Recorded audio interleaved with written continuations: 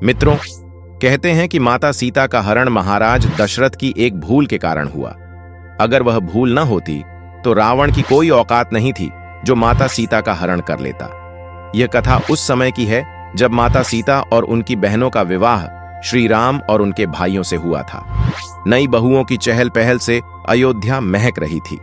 तब महाराज दशरथ ने रानी कौशल्या से कहा, अब 4 पुत्रों के साथ 4 बहुएं भी आई हैं। तुम्हारा धर्म है कि उनकी रक्षा उसी तरह करो जैसे पलक आंख की करती है। कुछ दिन बाद दशरथ ने सोचा, क्यों न अपनी बहुओं की परीक्षा ली जाए।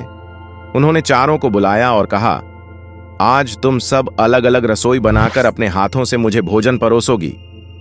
सबसे पहले भरत की पत्नी मांडवी भोजन लेकर आईं।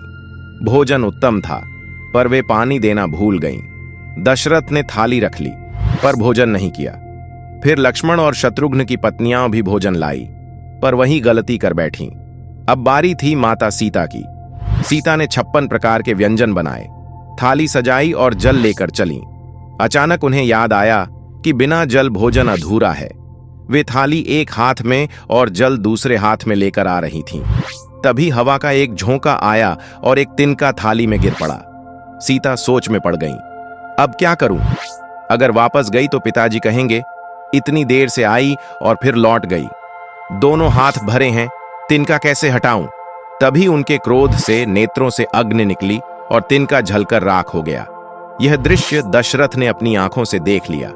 जब सीता ने भोजन परोसा तो दशरथ ने कहा, बेटी, मैं यह भोजन तभी करूंगा जब तुम मुझे वचन दो कि आगे कभी अपनी दृष्टि क्रोध में किसी पर नहीं डालोगी। सीता ने पितामह तुल्य ससुर को वचन दे दिया। मित्रों, यही वचन उनके जीवन का बंधन बन गया। जब लंका में रावण तलवार लहराकर बोला, सीता मेरी तरफ देखो, तब माता सीता ने तिनके की ओर देखा और बोली, तिनके, अगर उस दिन तुझसे मेरा वैर न हुआ होता और मैंने अपने ससुर को वचन न दिया होता तो आज यह रावण राख हो चुका होता। पर वचन से बंधी सीता ने अपनी शक्ति का प्रयोग न किया और रावण उन्हें कैद में रख सका। इस प्रकार मित्रों, महाराज दशरथ की उसी भूल और उस वचन के कारण माता सीता को हरण और कठिनाइयों का सामना करना पड़ा।